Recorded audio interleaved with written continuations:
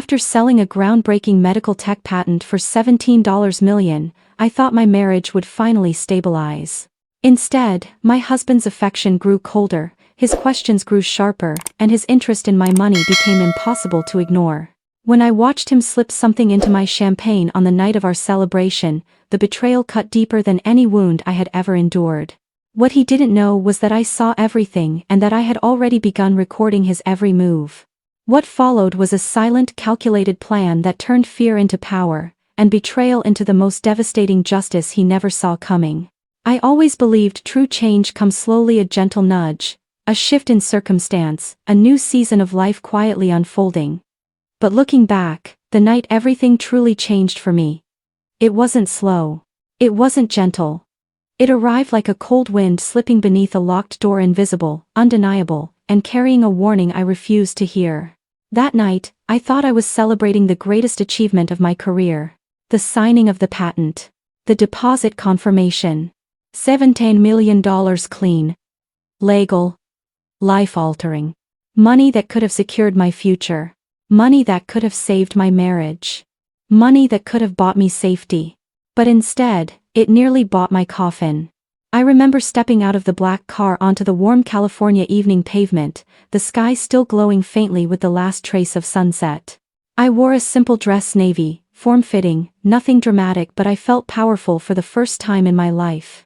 Thomas walked beside me, his hand at the small of my back. To strangers, we looked like a perfect couple. To me, his touch felt off, colder, tighter, like he was directing me instead of supporting me. And maybe that was the first sign. Maybe I noticed it even then. But I was too happy or too blind to confront it. I should have known. I should have felt it. But love. Love makes fools of even the smartest people. Inside the restaurant, everything was golden and warm, candles flickering, soft jazz drifting through the air, the hum of quiet conversations. My life was changing, and I wanted to believe my marriage was changing with it. But then something small happened, so small I nearly brushed it off. Thomas pulled out my chair, but not with the gentle courtesy he used to show.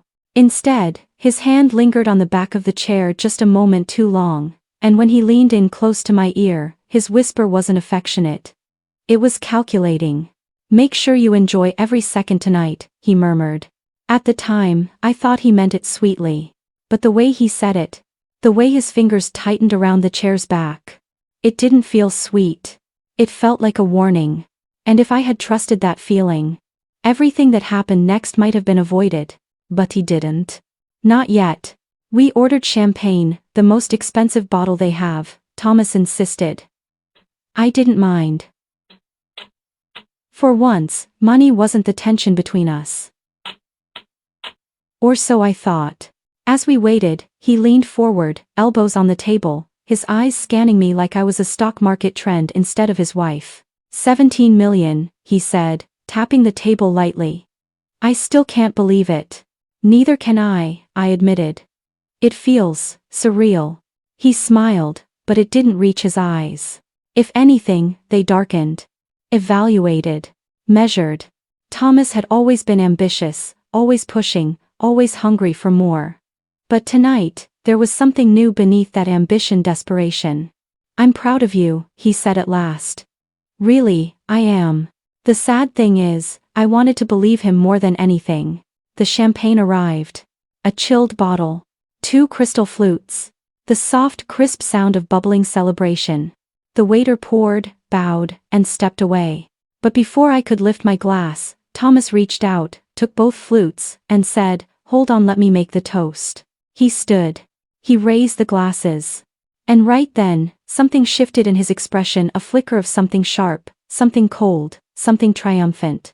Then, as he held both glasses in one hand, his other hand slipped into his pocket. He thought I didn't see it. He thought I was admiring the champagne. He thought he was careful. But I saw it. I saw him pinch something between his fingers. I saw the tiniest motion, a brief tilt, a soft drop, a swirl. Only in one glass. Mine. My stomach dropped. My skin went cold. And my entire world narrowed to a single moment of disbelief. He set the glasses on the table. Pushed mine toward me. Smiled. "To new beginnings," he said. But all I could think was, why did he touch my glass twice? And what exactly had he slipped into it? I didn't drink. I couldn't. Instead, I pretended to adjust my napkin, letting my hand shield my face as I tried to breathe. My voice came out thin. Actually, can we toast after the appetizers? I'm starving. Thomas's eyes flickered. Just for a second. Annoyance. Disappointment? I still can't name it. But then he smiled again. Of course, whatever you want. He lifted his own glass and drank. A normal sip. A relaxed swallow. Mine sat untouched. And suddenly, the room felt too warm. Too loud. Too small. The next 20 minutes passed in a blur of forced small talk. I nodded when I was supposed to. Smiled when expected. But inside, I was screaming. Because only one of two things could be true. Either I was imagining everything.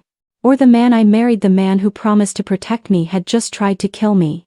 And honestly, both possibilities terrified me. If you're listening to this right now, if you ever ignored your intuition like I almost did, hit subscribe.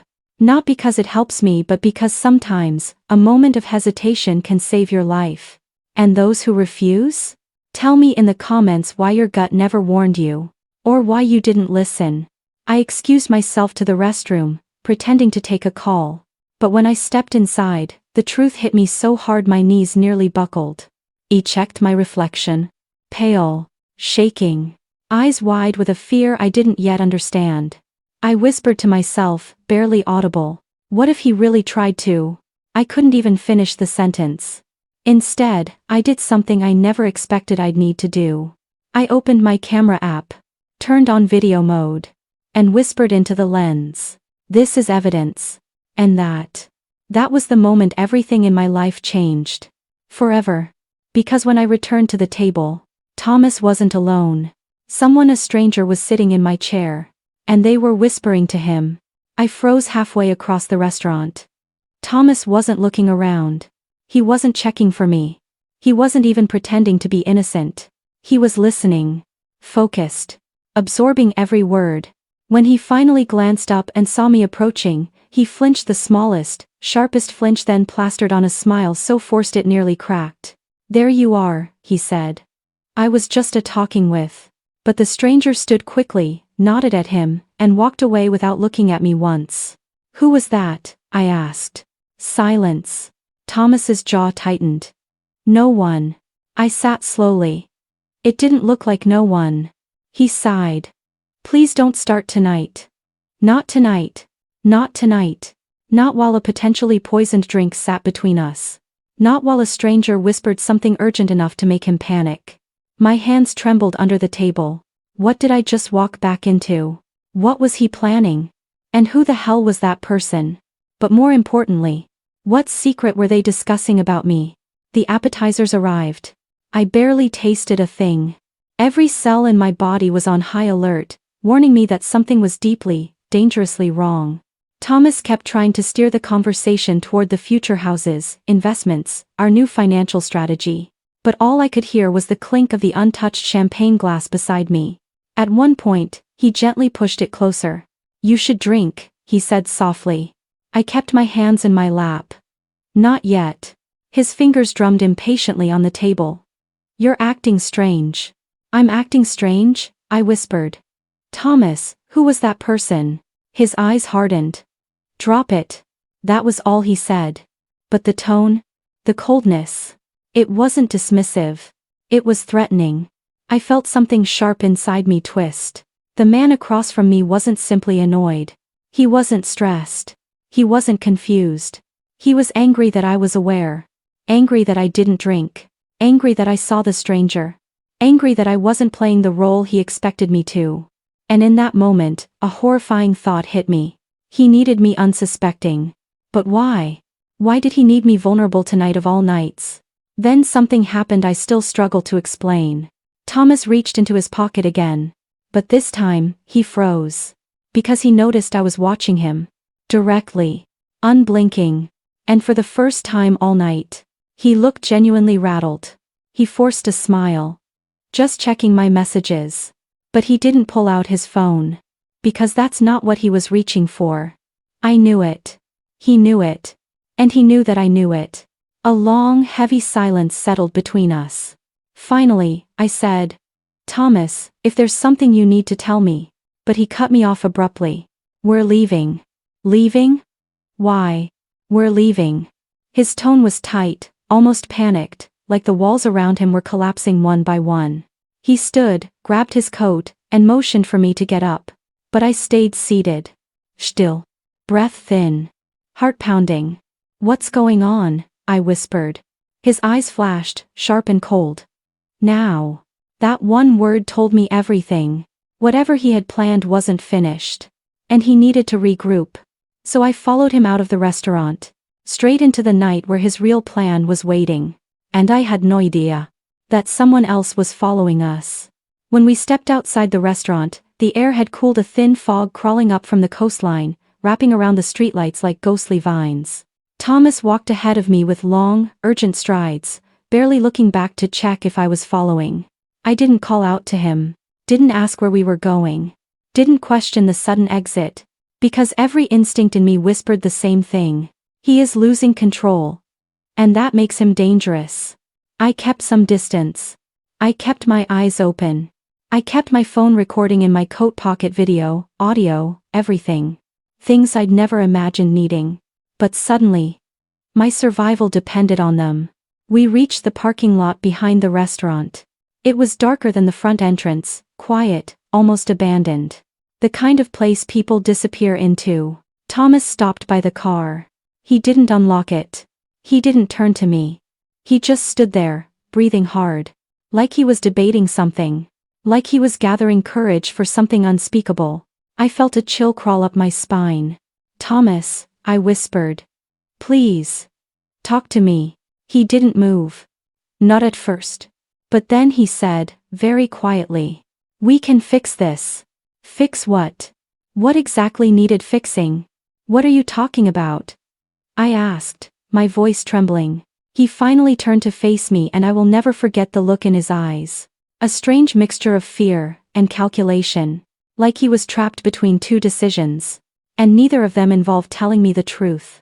He stepped closer. "You're acting paranoid," he whispered.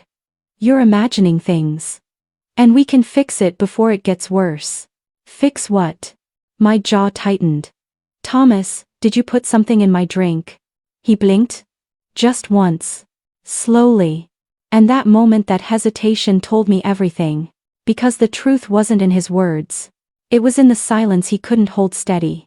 And that silence nearly killed me. He reached for my arm. Instinctively, I stepped back. "Don't pull away from me," he said, the first flash of anger hitting his voice. "You're scaring me," I whispered. His lips curled into something between a smile and a sneer. But he didn't deny it. He didn't correct me.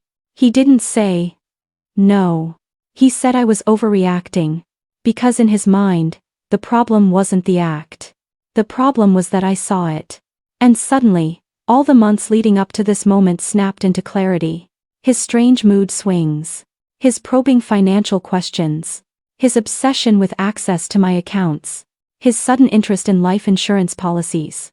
His insistence we start fresh. His irritation every time I talked about long-term investments that didn't include him. It was all connected. And now it was unraveling. He took one step closer. Then another. Until the cold hood of the car touched the back of my legs. "Get in," he said quietly. "No," I whispered. His hand shot out fast, trying to grab my wrist. I jerked it away. Harder than I meant to. And something inside him snapped. His mask cracked. Just for a blink. But long enough for me to see the truth beneath. He didn't want to talk. He wanted me contained. Controlled. Compliant. And if not, then whatever he'd slipped into my drink was only plan A. Because people like him always have a backup plan. And I was standing right between him and it. "Thomas, stop," I said, louder this time. "Lower your voice," he hissed. "People will hear." "Good." I shot back. "Maybe someone should." He exhaled sharply, tracing both hands through his hair. "You don't understand what's happening. You're being manipulated." "By who?" "The people who want what we have." What we have. My laugh broke into a tremble. You mean the money I earned? His jaw clenched. There it was. The truth behind the truth. It doesn't matter, he said. We're married. It's ours. But the patent was mine, I whispered. Every hour, every breakthrough, every sacrifice, mine. Exactly, he snapped. And now you're too emotional to protect it. My blood ran cold. There wasn't even an attempt to hide it anymore. No softening. No lies. He had waited for me to succeed. To get rich. To become valuable. Then he decided he deserved it all. And he was willing to do anything to get it. Suddenly, headlights swept across the parking lot, a car turning into the next row. The moment the lights hit us, Thomas stepped back. His demeanor changed instantly. The anger slipped away. The tension smoothed. The mask slid back on. To an outsider, he was just a loving husband trying to calm his anxious wife. But inside, I was shaking with a truth I could no longer ignore. Then I noticed something. Across the lot, near the far curb, a silhouette stood beside a dark sedan, watching us. Not moving. Not pretending to be on their phone. Just watching. The stranger from the restaurant. And suddenly, the night wasn't just about Thomas. Someone else wanted something from me. Or worse. From him. My breath hitched. Thomas, who is that? He didn't turn to look.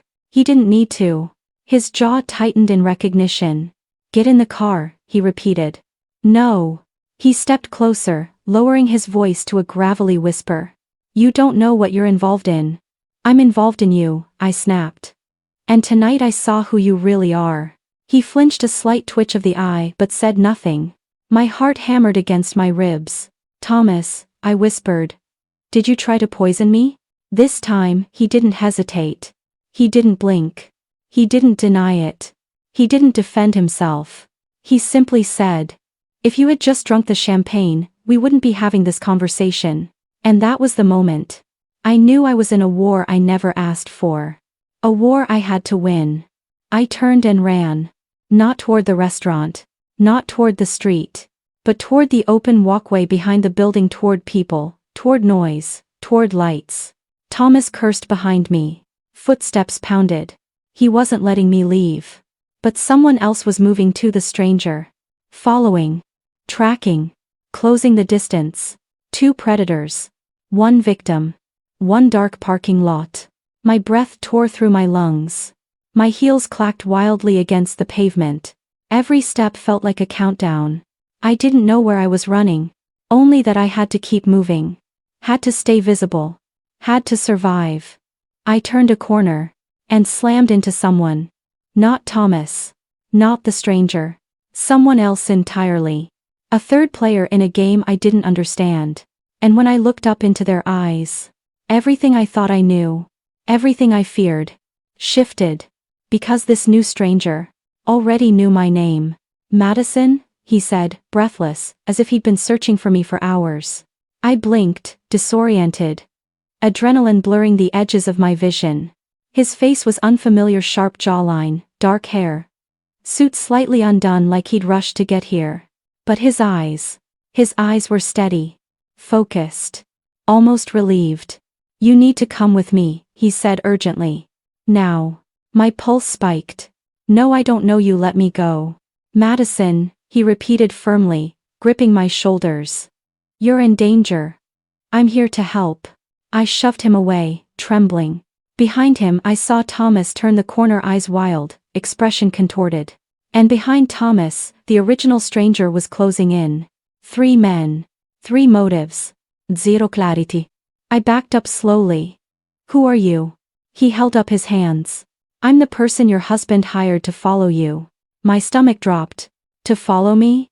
Yes. But you're not safe with him. He glanced over his shoulder. Not tonight. Thomas shouted my name. The man stepped in front of me protectively. And for just a second, Thomas hesitated. Because he recognized him. And the fear that flashed across Thomas's face told me one thing. This was bigger than a failing marriage. Bigger than jealousy. Bigger than greed.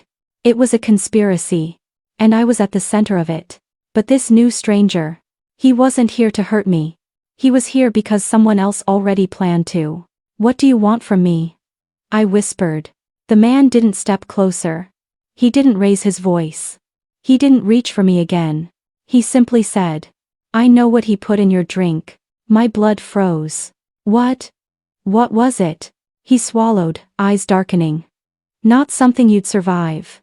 Behind him, Thomas lunged forward. Don't listen to him. But the man stepped sideways, blocking him. Madison, the man said, if you stay with him, you're dead. My chest tightened, breath hitching. This was too much. Too fast. Too unreal. How do you know any of this? I managed. He exhaled. Because I was hired to make sure it looked like an accident. My vision blurred. My knees nearly buckled. So why are you warning me? Because, he said quietly, I'm not doing it anymore. Thunder cracked somewhere far in the distance, or maybe it was just my heart breaking in half. My husband had hired a man to follow me. To stalk me. To kill me. And now the assassin was choosing to save me. Thomas's voice rose into a desperate shout. Madison. Get away from him. I looked at my husband, his face red. His jaw clenched, his eyes manic. And for the first time in our marriage, I saw him fully. A coward hiding behind charm. A parasite hiding behind ambition. A man who had chosen greed over humanity. Over love. Over me. But the worst part wasn't what he did. It was how easily, how naturally, he'd planned to erase me. I turned back to the hired man. What's your name? Elias. Why are you helping me, Elias? He hesitated. Then said something that shook me. Because I didn't sign up to kill a good person. Good? He thought I was good? He thought I didn't deserve this? In the middle of collapse, a stranger offered humanity my husband never had. I felt tears burning behind my eyes. Thomas stepped forward, voice trembling with rage. Elias, back off. You're done. I'm paying you nothing. Elias didn't even look at him. You think I care about your money now? Elias asked. Thomas lunged toward me. Elias blocked him. They collided hard, a sound like bones against metal. Thomas shoved him. Elias shoved back. Run! Elias hissed to me. Go. I stepped backward, heart pounding, and Thomas whipped around toward me with a vicious snarl. Madison, stop. I ran.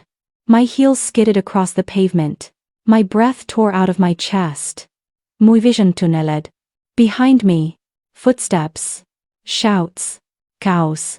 I sprinted toward the side street, toward the city lights, toward anything. A hand grabbed my arm. Not Thomas's. Not Elias's.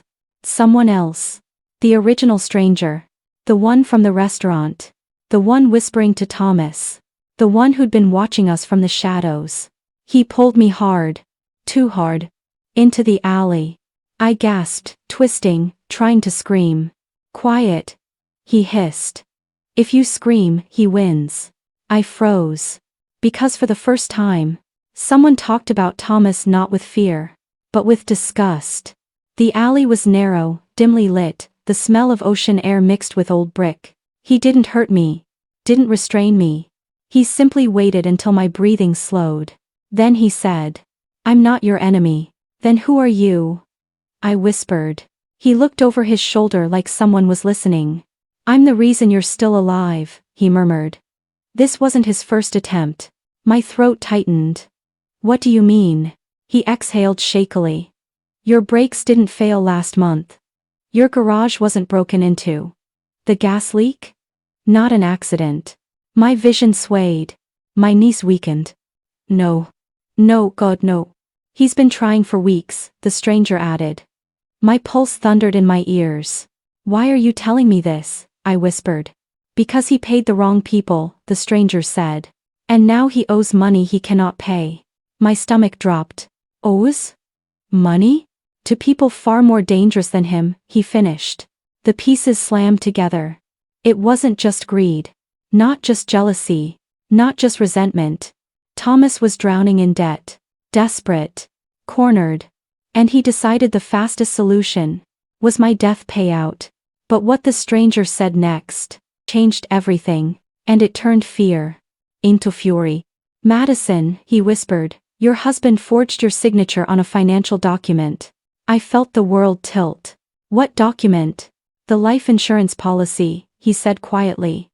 The one worth 8 million. I couldn't breathe. He forged. Yes. My heart cracked. Shattered. Reformed itself into something sharper. I wiped the tears from my cheeks. My voice steadied. My spine straightened. Then I'm done running, I whispered. Both men watching me, Elias and the original stranger, exchanged a look. Elias finally reached us, panting, eyes scanning me. You okay? He asked. No. I wasn't okay. I might never be okay again. But beneath the fear, beneath the shock, beneath the heartbreak, something new had awakened. Resolve. Focus. Cold, sharp clarity. Because the moment I learned he'd forged my signature, I realized my husband had declared war. And I was about to show him exactly how ruthless I could be. If you're still listening, hit subscribe. Not for me, but for every person who's ever been betrayed by someone they trusted. And if you can hear Thomas in parts of your own life, if someone has ever made you doubt your sanity, your instincts, your worth, tell me in the comments. Tell me what your poisoned champagne moment was. Because silence protects people like him. And tonight, I stopped being silent. And as Elias led me out of the alley, he said one final thing. Madison, there's something else you need to see. I didn't know it yet. But what he showed me next would ignite the revenge plan that destroyed my husband's life. Peace. Bye. Peace. For weeks I lived with the kind of quiet fury that tastes metallic in your mouth, like a coin sitting under your tongue. I didn't scream. I didn't lash out. I didn't let Thomas see a single crack. Not yet. Because now I knew the truth. He tried to poison me. And the same man who used to kiss the back of my neck while I made coffee was willing to kill me for money I earned. But something inside me had already shifted. I wasn't prey anymore. I was studying him, analyzing him, mapping out his weaknesses. Like an engineer reverse designing a machine that once terrified her. The machine that had been my husband. Weeks passed. Quietly. Too quietly. Every morning, he'd say, "Feeling better, babe?" And I'd nod, pretending not to notice the fear behind his eyes. Pretending I didn't know he was waiting for the poison's second phase to kick in. Pretending I didn't know he had destroyed every trace of my patent negotiations in his office. But pretending is a skill. And fear is a fuel. While he was at work, I gathered information. Copies of old emails. Bank statements. Property freezes. Hidden accounts. Statements from people he thought I didn't know he'd wronged. Revenge. Real revenge is not a single act. It's a system. A slow-moving design. A blueprint. And I was building mine. The first twist I didn't expect. It started with a message on my burner phone. A number I didn't recognize. Just a sentence that made every muscle in my body tighten. You're not the only woman he's hurt. Can we talk? For a second I thought it was a trick. Or worse, one of his lawyers pretending to be a victim. But the area code was local. And the sender used a real name. Isabella Hart. I didn't know her. But she knew me. Too well. We met in a cafe in Pasadena. She wore dark glasses and a trembling voice. And as soon as she sat down, she whispered, "He tried to poison me too." My fingers went numb. "What do you mean?" I asked. She slid a small hospital bracelet across the table. Her name. Thomas as emergency contact. Admission. Suspected toxin exposure. She wasn't dramatic. She wasn't emotional. Just tired. Burned out. Hollow. She told me their affair ended over a year ago. Because she collapsed in his apartment after drinking wine he poured. She survived, barely. But by the time she woke up, he had staged everything to make her look unstable. He isolated her. Gaslit her. Humiliated her. And paid her to disappear. She wasn't after money. She wasn't trying to hurt me. She was afraid. And she didn't want another woman to end up like her. By the time she finished her story, my next breath felt cold. Mechanical. Purposeful. Thomas wasn't desperate. He wasn't impulsive. He wasn't cornered. He had done this before. Successfully. Repeatedly. And I had almost been his next clean escape. But not anymore. I wasn't just going to expose him. I wasn't just going to bankrupt him. I wasn't just going to walk away stronger. No. I was going to rebuild the world around him until he had nowhere left to hide. No narrative. No allies.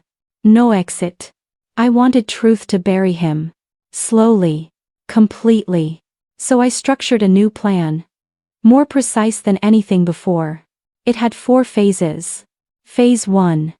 Gather every woman he hurt. Phase 2.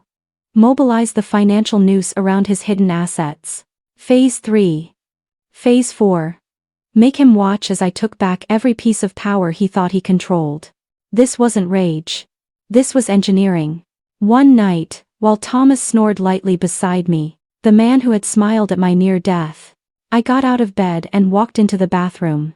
I stared at my reflection in the mirror. My skin looked tired. My hair looked thinner. My eyes looked older. Like someone who had lived 10 lives of betrayal in a single year. Why didn't you see it sooner? I gripped the counter. My knuckles turned white. But then, something in me shifted again. I realized. He had seen it. In the little ways. The controlling ways. The dismissive ways. The subtle pushes toward isolation. The way he always wanted one step more than he deserved. He had groomed me to trust him. And I had once loved him enough to fall for it. But that woman was gone. What looked back in the mirror wasn't fragile. It wasn't prey. It wasn't scared. It was someone reborn. Someone dangerous. Someone ready. And that's when I whispered the words that became the core of my entire vengeance. I'm not here to survive you. I'm here to end you. A chill ran down my spine. But it wasn't fear. It was certainty. If you've ever trusted the wrong person, if someone ever manipulated your kindness, just don't leave this video without subscribing. It tells the platform this story matters. And if you won't subscribe, go to the comments and tell us why, so others can understand what holding back feels like. Now, back to the story. Isabella agreed to meet again. She brought documents, photos, screenshots, everything she had collected before he scared her into silence. The more we compared notes, the clearer the pattern became. His charm wasn't an accident. His empathy wasn't real. His apologies were tactics. His flattery was currency. His hurt boy act was a doorway.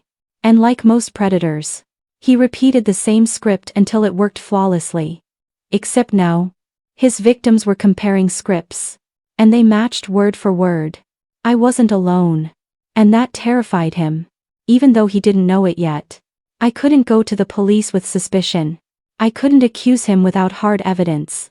California courts needed more than testimony from 2 women with emotional trauma. So I re-watched old footage from the kitchen camera. The one he thought was broken. The one he smashed after realizing I could have seen the poison. But he missed the cloud backup. And I found it. And there it was.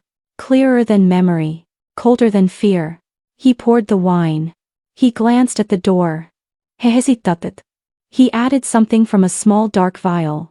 He swirled it twice. He wiped the bottleneck with his sleeve. He forced a smile. And he delivered it to me. He didn't cry. Not this time. He didn't freeze. He didn't collapse. I just watched.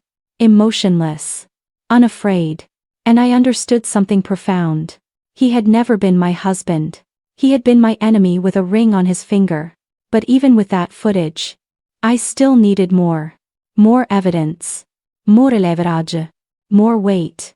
And the universe, as cruel as it can be, handed it to me. On a silver platter. Because the next morning, while I was reviewing the playback frame by frame, I got another message. Another woman. Another victim. Another story. Except this one wasn't asking for help. She was asking for forgiveness. She said she was the one who helped him get the toxin. And she wanted to meet. Privately. Her name was Mara Quinn. A laboratory tech. Bright. Nervous. Eyes that darted everywhere except mine. We met in a greenhouse she worked in. Warm, humid, filled with orchids hanging like quiet witnesses. The instant she saw me, she began shaking. Not slightly. Not nervously, but like someone who carried a secret too heavy for her spine. Mara, I said gently, you reached out. You're safe. Just tell me why. She swallowed hard. I helped him get the compound. My stomach tightened, but I stayed still. Calm. Controlled. Like the engineer I once was. Breaking apart a dangerous device without setting it off. What did he tell you? I asked. She looked down at her hands. He said it was for a research project. A demonstration. A non-lethal dose of a metabolic inhibitor. She exhaled shakily. But when I heard what happened to Isabella, and then what happened to you, I realized he lied. There was guilt in her voice. Thick. Suffocating. But also fear. The kind of fear you only feel when the person you're afraid of still thinks you're loyal. Mara, I said softly, why come to me? She hesitated. Then whispered. Because he asked me for a second vial. A chill spread across my skin. He hadn't stopped. He hadn't slowed down. He hadn't panicked after I survived. He had escalated. He needed a backup plan. An insurance policy. A new angle. A new way to finish what he started. Mara reached into her backpack and pulled out something small. Wrapped in a cloth. Handled delicately. Carefully. She placed it in my hand. A vial. Unopened. Untampered. The second dose, she whispered. I couldn't give it to him. I told him I'd need more time. And he believed me. But, he's getting impatient. I stared at the vial. Cold. Harmless looking. Deceptively ordinary. But in reality? It was the closest thing to a confession I could ever hope for. A physical link tying him to intent. Proof that he planned more than one attempt. Proof that he was still dangerous. And then Mara added something that changed everything. He said he wants you to sign something soon. Something permanent. And that after that, well, nature would take its course. He was planning a second attempt. With a timeline. A stratege. A legal cover-up. He wasn't sloppy. He wasn't emotional. He wasn't vengeful. He was efficient. Cold. Methodical. Deadly. And worse. He still believed I trusted him enough to die quietly. I pocketed the vial. Thanked Mara. Promised her protection. And when I stepped out of the greenhouse, sunlight hit my face. Warm, soft, almost comforting. But I didn't feel comfort. I felt clarity. I suddenly knew how I could destroy him. Not with accusations. Not with emotion. Not with frantic cries for justice. But with precision. His own poison. His own documents. His own lies. His own patterns. Would bring him down. I wasn't going to confront him. Not yet. I wasn't going to expose him. Not yet. I wasn't going to warn him. Ever. I was going to collect the last piece of evidence. The missing puzzle piece. The trigger for the entire downfall. I needed one thing. A recorded admission. Even half an admission. Even a slip. Even a hint of guilt. And the best way to get a monster to speak is to let him believe he's winning. For the next week, I played the role perfectly. The shaky wife. The recovering spouse. The woman who still feared she might have something wrong with her. The one who still trusted him. I let him see me vulnerable. I let him hold me. I let him think the poison had done its job psychologically if not physically. He softened. He relaxed. He tried to schedule important conversations. He kept checking my mood. My energy. My physical strength. He kept asking if I was ready to sign those updates to our marital agreements. The same ones he claimed were for estate simplification. I told him yes. Of course yes. Anything to make things easier for us. For him. For our future. He believed me. He was so confident. So arrogant. So sure I hadn't seen through him. That he didn't notice the small recording device tucked beneath my waistband. Or the second one hidden in my pocket. Or the third one taped under the dining table. He didn't suspect a thing. Not even as he poured me a drink. Wine again, of course. And set it gently in front of me. He smiled. Warm. Affectionate. Practiced. And then he said, you know, once you sign everything, we'll have complete peace. No more complications, no more stress. Things will resolve themselves. My pulse spiked. But my face stayed still. That was the moment. The slip. The hint. The crack. I pressed gently. Testing. In what way? He looked at the glass. Then back at me. A small smirk. Barely there. Easy to miss.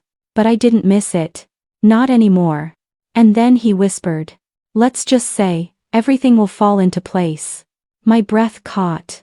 Not out of fear. But triumph. Because the device in my pocket caught every word. If you've ever felt the moment you turned the tables. As if the person who tried to break you suddenly stepped into their own trap. Hit subscribe. These stories survive because you do. And if you don't subscribe, tell us why in the comments.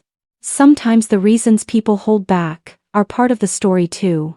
Later that night, after pretending to drink the wine, I poured it down the sink while he was upstairs. I sat alone in the kitchen. Lights off. Silence heavy. My heart steady. I replayed the audio. The smirk in his voice. The implication. The intent. That was enough. Combined with the footage. Combined with the vial. Combined with the testimonies. It was airtight. A fortress. A weaponized truth. But I needed to verify one last thing. His motive. Not the money. Not the patent. Not the inheritance. I wanted the real reason. The emotional core of his cruelty. And the universe. Again. Answered. Because while he showered, I checked his office drawer. The one he always locked. The one he thought I forgot about. Behind the files, I found a letter. Unopened. Addressed to him. From his attorney. I unfolded it. And my blood ran cold.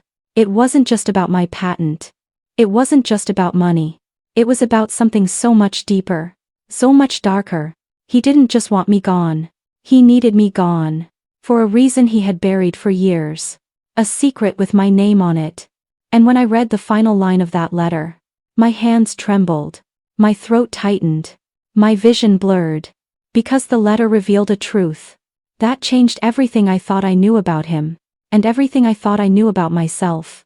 The letter shook in my hands long after I finished reading it. Not because of the legal phrasing. Not because of the financial details. Not because of the quiet, calculated cruelty between the lines. But because it held a truth I had never imagined. A truth that tied every one of Thomas's actions into a single, chilling thread. I'll tell you exactly what it said. But not yet. Not before I explain what happened next. Because from the moment I folded that letter back into the envelope, the timeline of our marriage didn't just feel manipulated. It felt scripted. Predetermined. Engineered. And I needed to dismantle that script. In the most destructive, irreversible way possible. At dawn, I sat at the dining table with a cup of tea I didn't drink. The letter sat beside me like a loaded weapon. Outside, the sky was soft pink, almost gentle.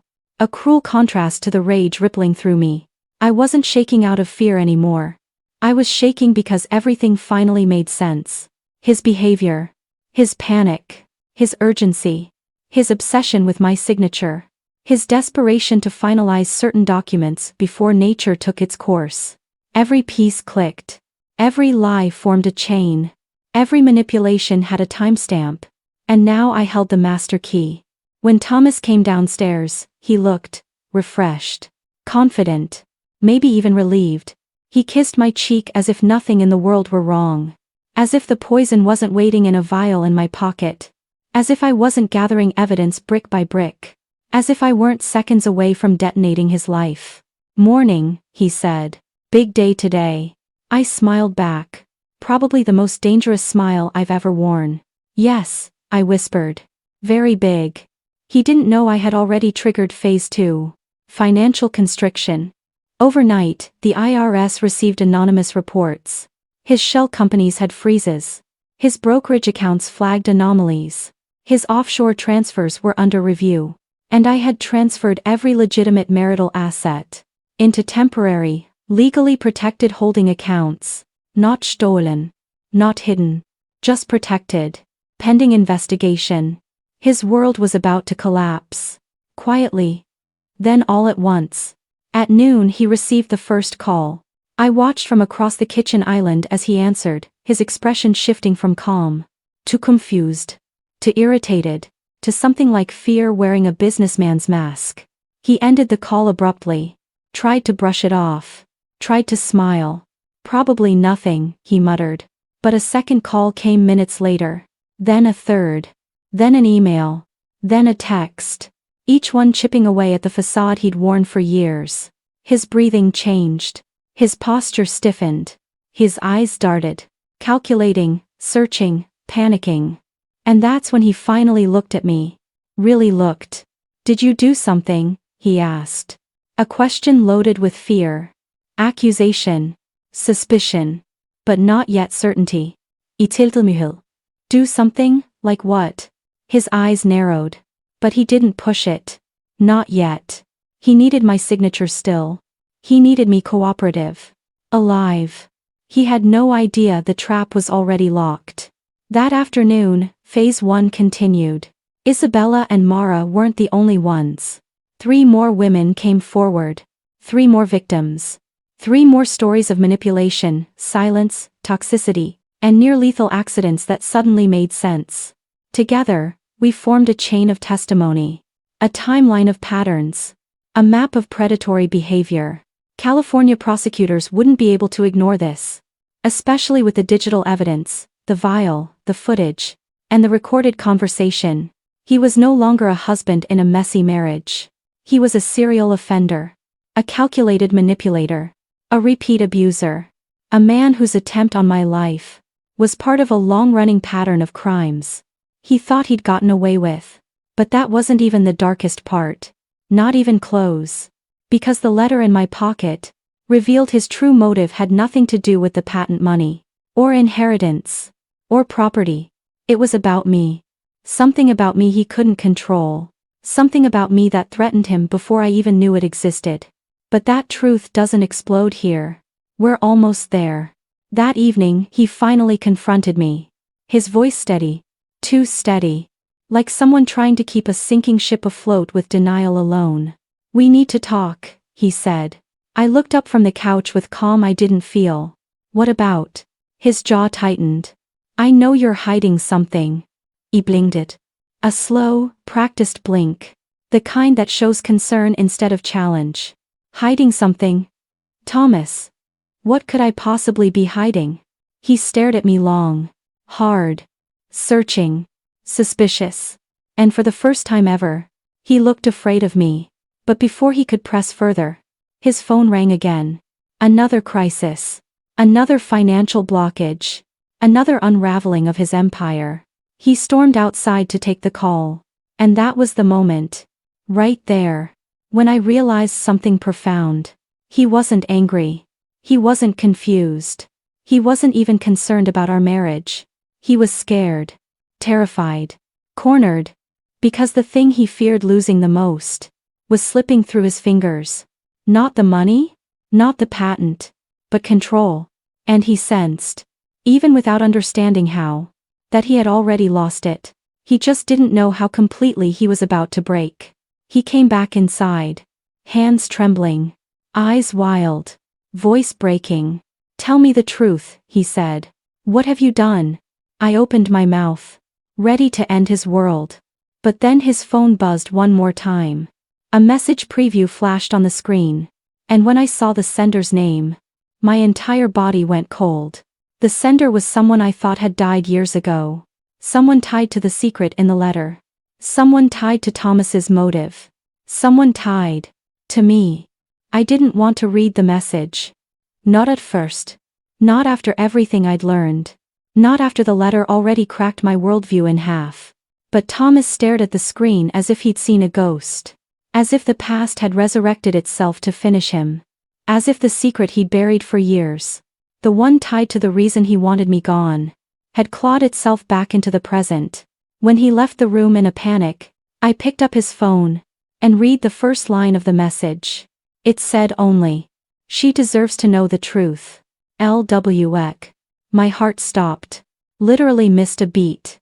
Because LW were the initials of a woman I never met, but whose name haunted my childhood. A woman my mother whispered about but never explained. A woman connected to a story I thought was just family rumor. Her name was Lydia Whitmore. My mother's closest friend. My godmother. And according to old family talk, a woman who vanished after a falling out with my parents. But that wasn't the truth. Not even close.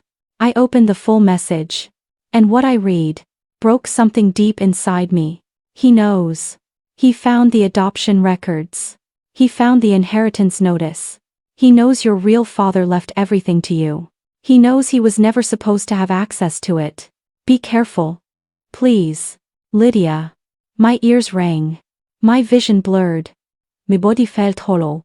Adoption? Inheritance? Real father? I had none of those memories. My mother never told me anything. My supposed father raised me like his biological child. And yet here was a message implying that everything I believed about my own identity was only half the story. I was adopted? I pressed my hands to my face. My chest tightened. Breath shortened. Because the letter in my pocket suddenly made horrifying sense. The attorney letter wasn't about my patent. It was about a sealed inheritance. An inheritance I never knew existed. One worth far more than the $17 million I had earned from my patent sale. One tied to a biological father whose estate was still generating revenue. One Thomas somehow discovered. Behind my back. Long before I did. A father whose estate named me the sole beneficiary. And whose lawyer had recently contacted Thomas. When they couldn't reach me directly. Thomas had responded as if he were my legal spouse, claiming I was too unwell to manage communications. And he had attempted to gain durable power of attorney, just months before the first poisoning attempt. He didn't try to kill me, because of the patent, or our house, or our accounts. He tried to kill me, because he found out I was about to inherit far more than he ever knew, but only if I was alive. And if I died, everything would transfer to him, as my husband. Automatically, my entire body went cold. He didn't just marry me for money. He married me for a future fortune. A fortune I didn't even know existed. A fortune he planned to inherit. By eliminating the only person standing in his way. Me. I sank to the floor. Wave after wave of betrayal crashing through me. Everything burned. My throat. My eyes. My lungs. How long? How long have you been planning this? I wasn't asking him. I was asking the universe. Asking the walls. Asking the pieces of my life that suddenly didn't fit anymore. The letter. The recordings. The vial. The inheritance. His panic. His timeline. His pressure for documents. The estate simplification. The rushed signatures. All of it. Every move. Every kiss. Every apology. Every warm smile. Every I love you. Every. For our future. All of it. Was part of a murder plan. And that's when I broke. Fully. Completely. For the first time since this nightmare began, I sobbed. Violent, shaking sobs that tore through my chest. Not because I was afraid, but because everything in my life suddenly felt like a lie built by a stranger. A stranger who slept beside me. A stranger who knew my birth secrets before I did. A stranger who tried to kill me for money. That had been mine since birth. And that stranger was my husband.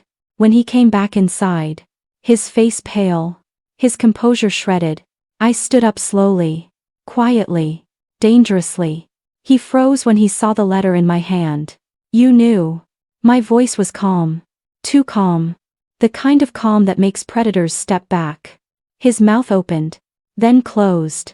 His eyes darted. I can explain, he whispered.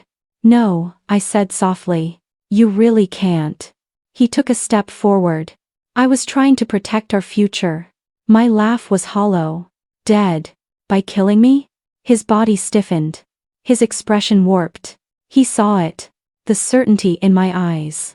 The knowledge. The proof. And suddenly, he wasn't a husband anymore. He was a man whose crimes had finally cornered him. He was trapped. Exposed. Desperate. He grabbed the table. His knuckles white. His voice breaking. What did you do? I stepped forward. Close enough for him to see the truth in my expression. Everything, I whispered. I did everything. And his world, his carefully constructed, meticulously planned world, fell apart in that single devastating moment. He backed away. Frantic. Breathing hard. Eyes wild. Then he whispered a sentence that sent ice straight through my spine. If you did everything, then you know what I'm capable of. And before I could react, before I could move, before I could process, he bolted. Out the back door. Into the night. Not running away from me, but running towards something. Something he had prepared. Something he had planned as a final escape. Something that would force the next move in this war. A move I didn't see coming. I barely remember driving home that evening. My hands were shaking so hard on the wheel I had to pull over twice just to steady myself. Block 4 had ended with the truth finally cracking open, the discovery that Thomas wasn't just plotting to hurt me. He was financing something behind my back. And now I knew what: the shadow account. The stolen money. And the plan he'd been constructing for months in quiet darkness. By the time I reached the gates of our house, a quiet fog had settled over the hills, the kind that swallows sound and turns headlights into ghostly halos. I stepped out, clutching my bag. My mind spinning with every newfound piece of the puzzle. But inside, the house was dead silent. No hum of the fridge. No distant click of the grandfather clock. No shuffling of Thomas pacing on the phone, pretending to sound important for people who barely respected him. Just silence. The kind of silence that tells you a storm already happened. I called out his name once. Twice. 3 times. Nothing. I walked deeper into the hallway, noticing drawers slightly open, cabinets ajar, papers tossed carelessly on the console table. Something was wrong. Something big. Then, I saw it. On the kitchen island. A single wine glass. My wine glass. And beside it, the same poison vial from the safe, lying open. Empty. Every hair on my body stood upright. He wasn't just planning to kill me someday. He planned to do it tonight. And something had interrupted him. Something had derailed his entire plan. I checked the security app on my phone, my hands trembling. Archived footage. Motion triggers. Time logs. At 7:42 p.m., Thomas had entered the kitchen. At 7:44 p.m., he poured wine into my usual glass. At 7:45 p.m., he slipped the powder in. At 7:47 p.m., the system cut out. An abrupt blackout. He disabled the cameras. But not before leaving evidence of intent. I felt the house tilt under me. The betrayal was no longer conceptual. It was physical, undeniable, sitting right there in a glass he expected me to drink. Just then. Footsteps. I turned sharply. But it wasn't Thomas. It was Michael. Disheveled, breathing hard, wearing a jacket he probably threw on in a panic. "I've been calling you," he said, stepping inside and locking the door behind him. I stared at him. Still too numb to speak. He took in the sight of the house, the scattered items, the open vial, and his expression darkened. "He knows, doesn't he?" Michael whispered. "He knows you found the account. He knows you found everything." I nodded slowly. Michael swallowed. "Then we're out of time." That sentence echoed inside me like thunder. Out of time. The plan. The backup files. The leverage. The truth. All of it had to move now. But as Michael began gathering the documents I'd hidden, something pressed coldly against the back of my spine. Something instinctual. Something primal. The awareness that we were being watched. I turned. There, in the hallway. A shadow. Standing perfectly still. Silent. Unmoving. Watching us. My breath froze halfway in my throat. And then the shadow stepped forward. And my entire world shifted. If you're still here, you're one of the rare ones who can withstand this kind of tension. Most people click away when it gets uncomfortable. But you didn't. So if you're one of the strong ones, hit subscribe. And if you're not, well, the comment section is waiting. Let your fear type for you. The figure stepped into the dim light. And my heart nearly stopped. It wasn't Thomas. It was Ethan. My brother. I hadn't seen him in nearly a year. Not since our last fight, the one about the patent money and how he thought I didn't include family. And now he stood in my house. pale, trembling, and carrying something in his hand. A USB drive. Before you freak out, he said, raising his hands. I'm not here to fight. I'm here because. But his voice cracked. He glanced at Michael, then at the poisoned wine glass, then back at me. His face crumpled. I didn't know it was this bad, he whispered. I didn't trust him. Not yet. Not after months of silence. Not after choosing sides I didn't even know existed. How did you get in? I asked sharply. Thomas let me in, Ethan said. Michael tensed beside me. And everything inside me went cold. Why? I demanded. Ethan rubbed the back of his neck, guilt flooding his face. He said you were unstable. That you were hiding money. That you were planning to leave him and take everything. He wanted me to convince you to calm down before lawyers got involved. The lies were infinite. Thomas had woven them into everyone's lives. But when I got here, Ethan continued, I saw what he was really doing.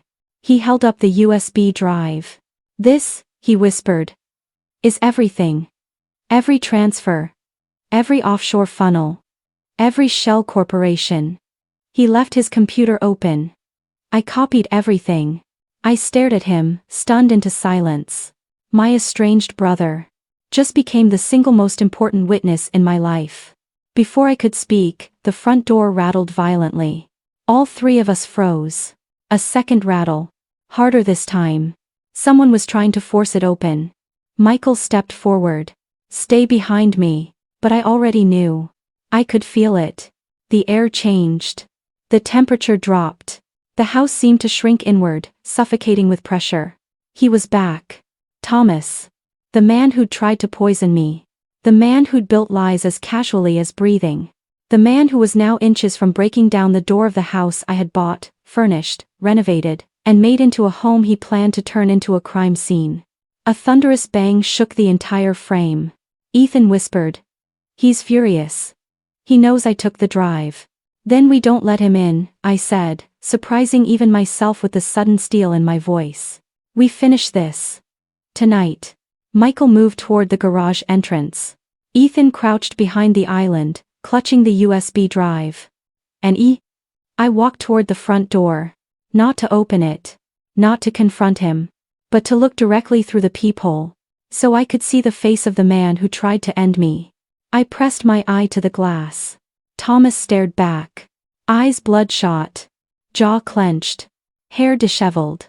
And an expression so twisted with rage it barely looked human. Another bang. Open the door, he snarled. I know you're in there, all of you. My heart hammered. My breath quivered. Mushbinefelt ich. But my voice came out steady. No. Another bang. Then another. He was losing control. Unraveling right in front of me. Inside the house, Michael whispered urgently. He's escalating. We need police. Now. But I shook my head. No. If the police come too early, he'll slip out of this like he always does. We need him to incriminate himself. So what do you want to do? Ethan hissed. I turned slowly from the door. We bait the trap. Both men stared at me. What trap? Michael asked. I lifted my phone. The call he's terrified of. The one that ends everything. Ethan's eyes widened. Oh my God, you're calling. But I held up a hand. Yes. I'm calling them. I dialed. The line rang. Thomas slammed the door again. And as it connected, I spoke in the calmest voice I had used in months. Hello. I'd like to report a break-in. And I'd like officers who specialize in financial crimes present as well. This concerns a $17 million asset theft and attempted homicide. Behind the door, the banging stopped. Silence. Dead, chilling silence. I looked through the peephole again. Thomas had stepped back. His face was blank. Not angry. Not red. Just blank. Like a man who finally understood the depth of the hole he dug. Then he whispered, barely audible even through the door. You're making a mistake. I whispered back. No. I'm correcting one. What Thomas does next. His finale unraveling. The real conspiracy behind the money. And the moment everything explodes. The police dispatcher kept me on the line. Ma'am, please stay where you are. Officers are en route. I could feel Thomas on the other side of the door, listening, breathing hard, realizing the gravity of what I'd just done. He didn't move. Didn't speak. Didn't give him the satisfaction of hearing fear in my voice. Behind me, Ethan whispered, "This is it. You're ending this." But Michael kept watching me with a look I didn't understand, not fear, not panic. Something heavier. "Get to the living room," he murmured. We retreated deeper into the house as the dispatcher continued speaking, her voice a strange anchor to reality. And then, the pounding stopped. For the first time since he came back. Ethan swallowed. "What is he doing?" Michael peered around the corner. "Listening," he muttered. "He's trying to figure out how much you know." But I knew better. He wasn't listening. He was planning. Because that's what Thomas did best. I returned to the foyer just enough to check the peephole. He was gone. But not far. The motion sensor triggered a quiet ping on my phone. He was circling around the side of the house. "Back door," I whispered. "He's going for the back." We ran. Instinct, adrenaline, memory, everything inside me snapped awake. We reached the kitchen just as the door handle jumped. He was trying to force it. "Move," Michael hissed, grabbing the locking bar and bracing it with his shoulder. The door shook. Hard. Harder. Thomas shouted, voice ragged. "You have no idea what you're doing." My throat tightened. "Then tell me." Silence. "Then. Open the door and I will." I laughed. I wasn't planning to. But the absurdity cracked something in me. "You put poison in my wine glass," I said. "Start talking." The shaking stopped. His voice dropped to a terrifying calm. "Let me in. And I'll tell you everything." Michael growled under his breath. "No. Absolutely not." Ethan clutched the USB drive as if it were a lifeline. "He's desperate. That means we're winning." But I felt something different. A shift. A quiet unraveling. Something was wrong with his voice, too calm, too measured. He wasn't trying to barge in anymore. He was stalling. I stepped back from the door. "Michael. Check the windows." He immediately moved. The front. The study. The hallway. The guest room. Every window. Then he froze. "Bedroom window," he said sharply. He smashed it open. My stomach dropped. The house wasn't a fortress anymore. He was inside. Inside. Michael grabbed my arm. "We need to go. Now." But the night swallowed our footsteps. The house grew darker. The silence deeper. Somewhere in the shadows, Thomas was moving. Listening. Waiting. The dispatcher's voice buzzed in my ear. "Ma'am, stay on the line. Officers are turning onto your street." Like distant thunder. But not fast enough. A floorboard creaked behind us. Ethan spun. "Where is he?" I didn't answer.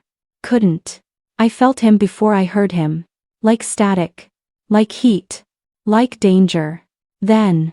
His voice, inches from the darkness. "You weren't supposed to see the account." I turned slowly. There he was.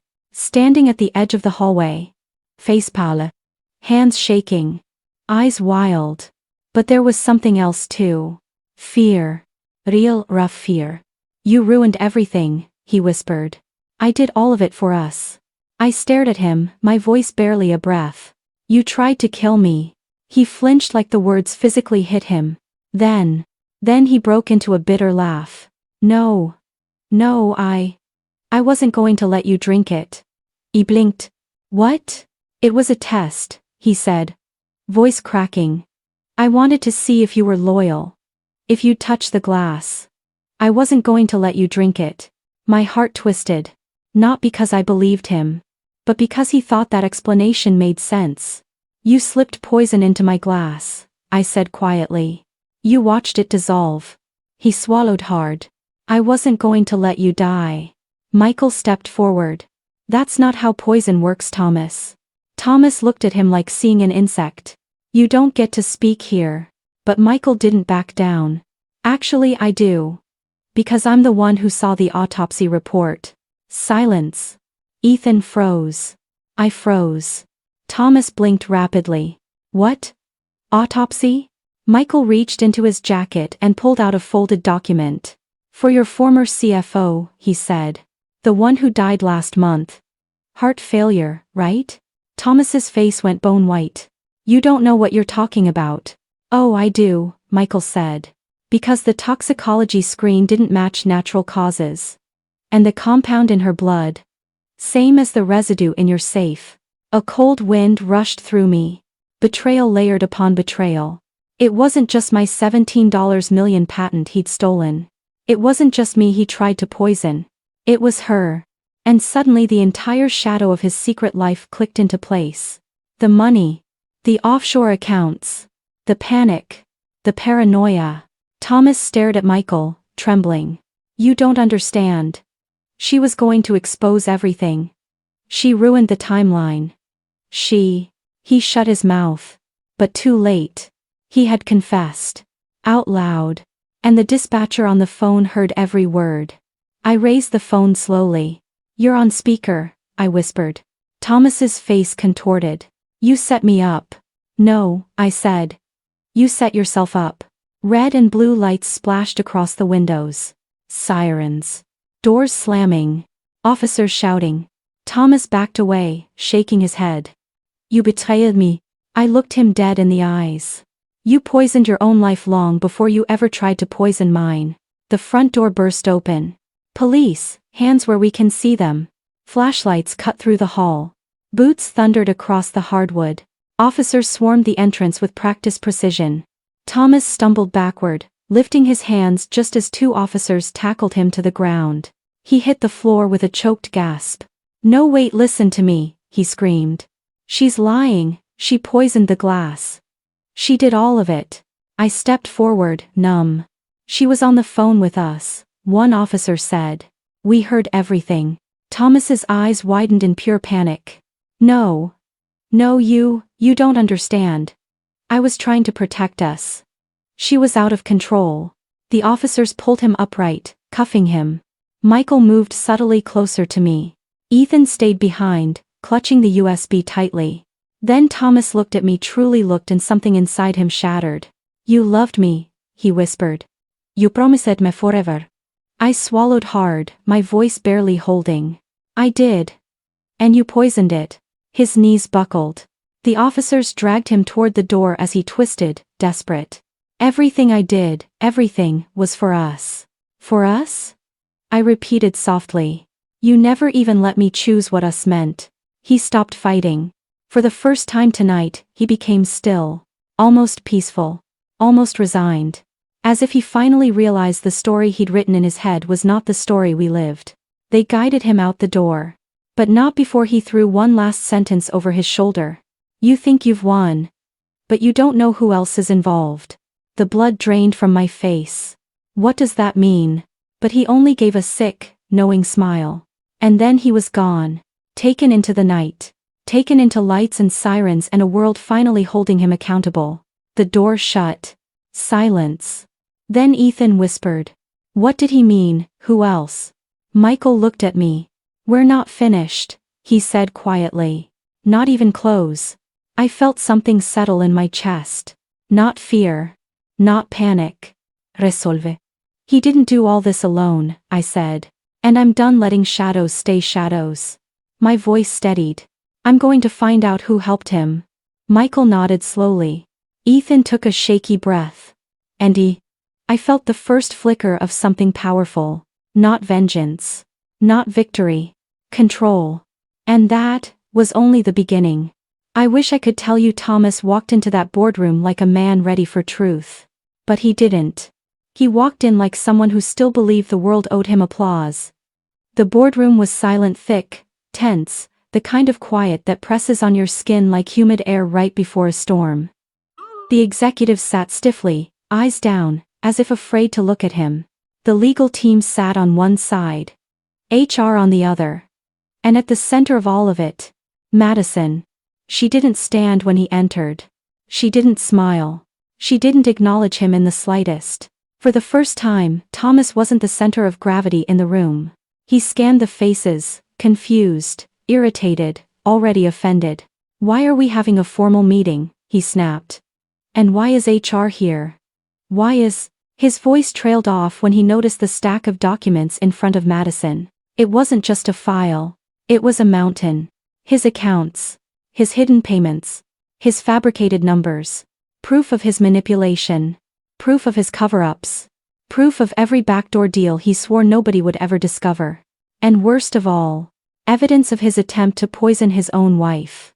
His face lost color, then regained it in an ugly rush. Madison.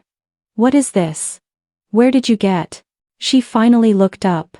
And that look was the moment Thomas realized this was no misunderstanding. This wasn't a conversation. This was judgment. Sit down, Thomas. Her voice didn't rise. It didn't shake. It didn't plead. It commanded. The board watched him, waiting. Judging. Measuring the man they had trusted for far too long. Thomas sank into the chair opposite her, swallowing hard. Madison pushed the first document toward him. This is the least serious thing on the table today. If this alone were the issue, you might have walked away with early retirement. He flipped through the pages, eyes widening. Email printouts. Signed approvals. Transactions dated the same night he humiliated her at the gala. He tried to laugh. This is ridiculous, you're twisting things. This is, but then she pushed the second stack toward him. He didn't touch it. He didn't need to. He recognized it from a distance, the cover of the lab's toxicology report. The recorded timestamps. The signed chain of custody logs. The medical notes from the night Madison collapsed. The night he had slipped something into her drink. Thomas froze. Sweat pooled near his hairline. His breathing turned shallow.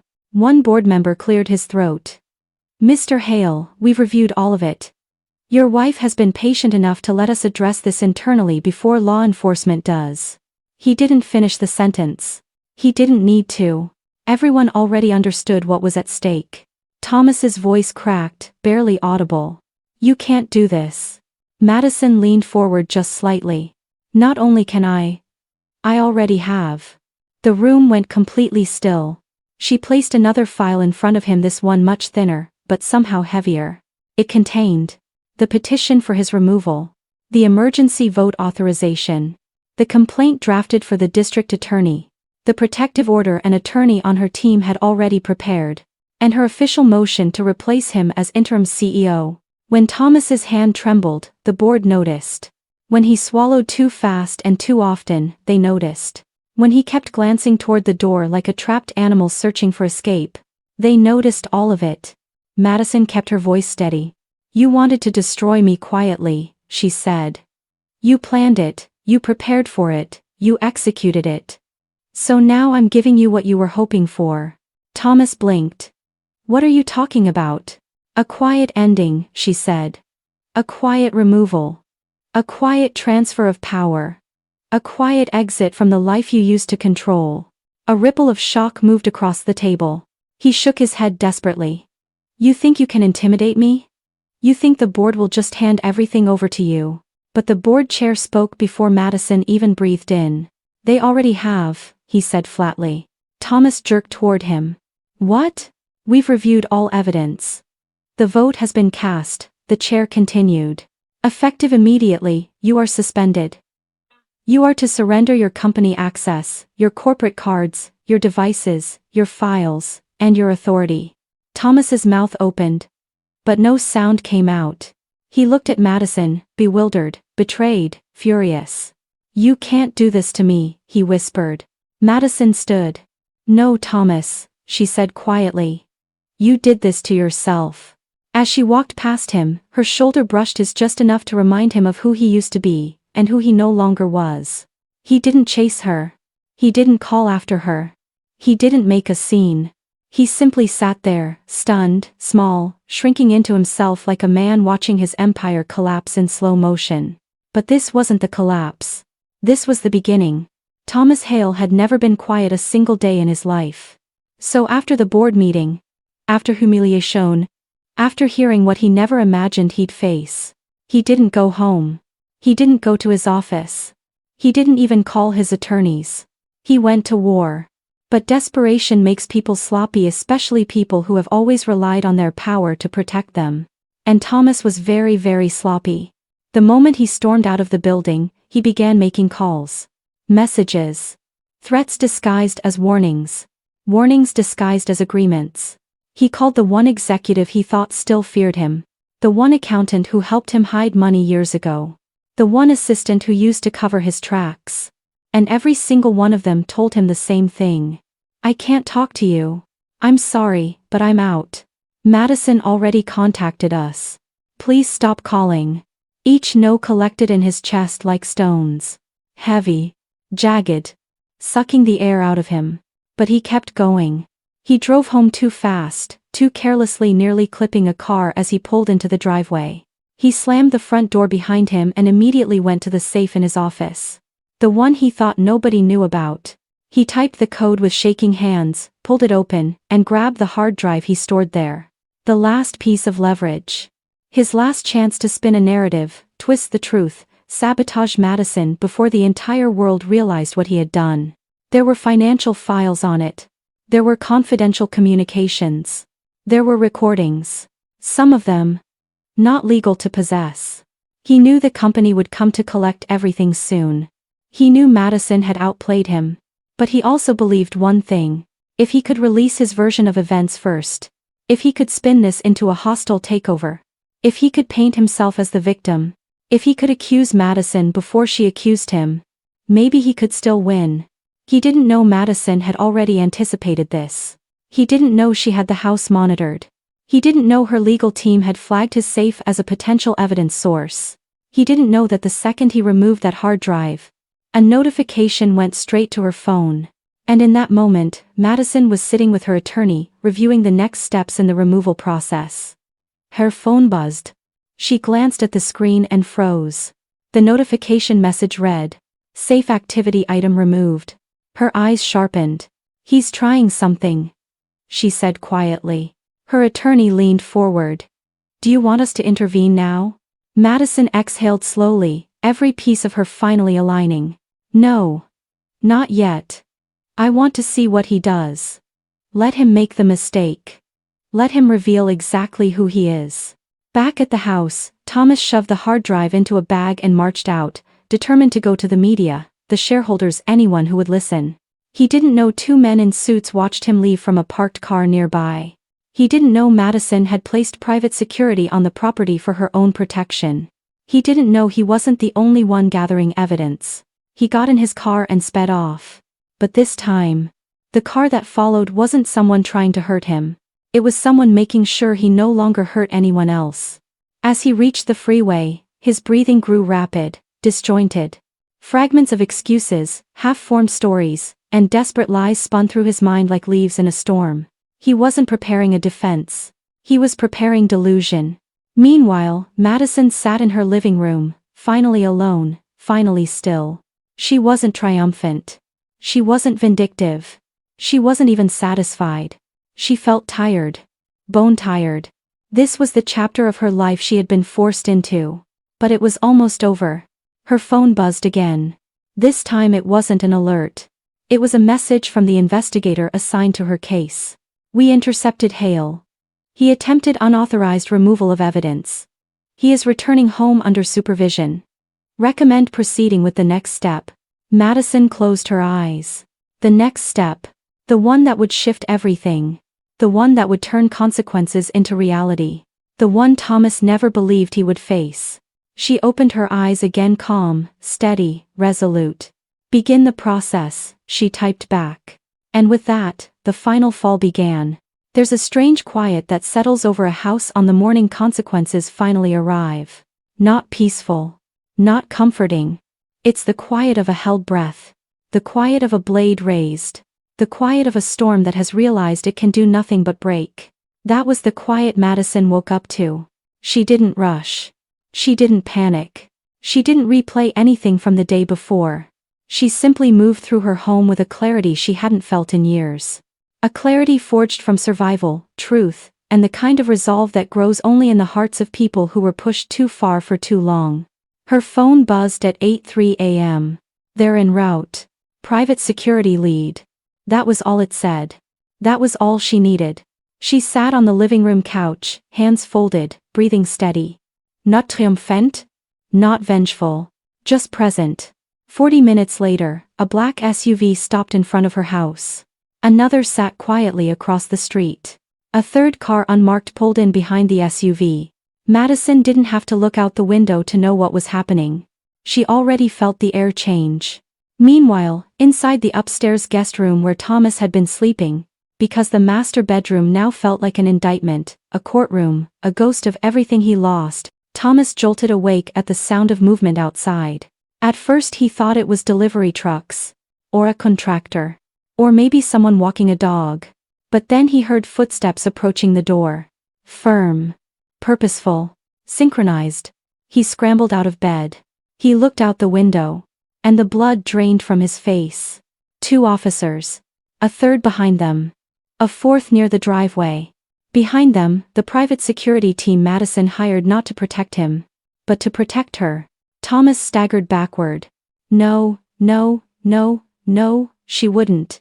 She wouldn't do this. But even he didn't believe himself. Because some consequences don't require cruelty, only truth. A knock sounded downstairs. Not loud. Not aggressive. Just final. Madison stood and walked to the door. She opened it calmly, meeting the eyes of the lead officer. Mrs. Hale, he said, voice professional but gentler than she expected. We're here for the scheduled retrieval and transfer. Is he inside? She nodded once. He's upstairs. Would you like to remain down here while we proceed? Yes, she said. The officers stepped in. Footsteps moved through the hall, up the stairs, across the landing. Thomas's voice cracked from the hallway. What is this? You can't come in here. You can't. I didn't do anything. Madison. Madison. But she didn't look up. She didn't move. She didn't answer. Because this moment wasn't about giving him closure. Or comfort. Or conversation. This moment was about truth stepping out of the shadows. 2 officers escorted him downstairs. Not handcuffed, but surrounded. Protected only in the sense that he was no longer allowed to cause harm. He looked disheveled, frantic, disoriented. But when he reached the bottom step and saw Madison sitting with her hands folded, not hateful, not angry, simply done, he froze. Madison. Wait, please. We can talk. We can fix all of this. I'll resign officially. I'll release everything. I'll say it was a misunderstanding. A misunderstanding? She repeated softly. He swallowed, throat trembling. I made a mistake. I was stressed. I wasn't thinking. You know how pressure gets to me. I was out of my mind. Madison finally stood. She looked him in the eyes. Not with rage, not with pity, but with the calm finality of someone who no longer carries fear. You almost killed me, Thomas. The words hit him like a physical blow. He shook his head rapidly. No, it wasn't like that. I swear, I didn't mean for anything to happen. I wasn't trying to. She cut him off quietly. You chose it. You planned it. You carried it out. His jaw clenched. His eyes glossed with panic. Madison, please, please. If you let them take me, my life is over. She exhaled slowly. My life was almost over. He opened his mouth. But nothing came out. The truth finally stood between them. Tall, unmoving, undeniable. The officer spoke. Mrs. Hale, we'll escort him out now. Thomas turned back to her, desperate. Please, I'm begging you. Don't let it end like this. Madison didn't raise her voice. She didn't cry. She didn't break. It ended the night you tried to destroy me, she said. Everything after that is just consequences catching up. Thomas's face collapsed. Anger twisting into helplessness. Helplessness sinking into dread. As they guided him out the front door, he looked over his shoulder at her one last time. But she didn't move. She didn't follow. She didn't reach out. She simply turned away. And that was the moment Thomas Hale finally realized. He didn't lose his wife. He lost the last person who ever tried to save him from himself. Silence fills a house differently once danger is gone. Not sharp. Not suffocating. Not heavy. Just open. Madison felt that kind of silence the next morning, the first morning in a long time where she didn't wake up preparing for battle or bracing for something unseen. Sunlight moved across the living room floor. Birds outside chirped without interruption. And for the first time in months, her heartbeat didn't feel like an alarm. She made tea. Not because she needed it, but because she wanted it. Her attorney called mid-morning. Thomas has been processed. He'll face arraignment soon. You won't have to be present unless you choose to. I understand, Madison said. Your position at the company is officially confirmed. The board voted unanimously last night. She closed her eyes briefly. A long exhale. Thank you. There's one more thing, the attorney added. We found records in the safe. Things that protect you financially, legally, and personally. You'll be more than secure. Secure. A word that once felt luxurious. Now, simply right. After the call, Madison stepped outside for some air. The driveway still held faint impressions where the officers had stood. The grass still bent where the SUV tires had paused. But none of it felt haunting. It felt like closure. Her neighbor, an older woman who often waved during morning walks, stepped over hesitantly. Madison. I don't want to pry, but... Are you all right? Madison smiled, small, sincere, but real. I am. The neighbor touched her arm gently. I always wondered how you stayed so strong. Madison didn't respond. Because the truth wasn't strength. It was perseverance. And finally, freedom. As the neighbor left, Madison walked down her driveway, letting the breeze lift her hair, letting her shoulders relax. She wasn't thinking about revenge anymore. Or evidence. Or the board. Or Thomas. She was thinking about the life waiting on the other side of survival. Her phone buzzed. A simple message from one of the board members. Take your time. The company is ready when you are.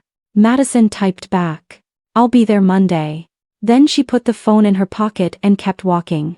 Not away from something. Toward something. Toward a life she rebuilt with her own hands. Toward power she earned through pain and clarity. Toward a future with no shadows attached to his name. As the sun warmed her skin, she whispered something she hadn't said in years. I'm finally free. And for the first time, she fully believed it. If you know someone who's ever escaped a situation where they weren't valued, share this with them. Their story deserves a new beginning too.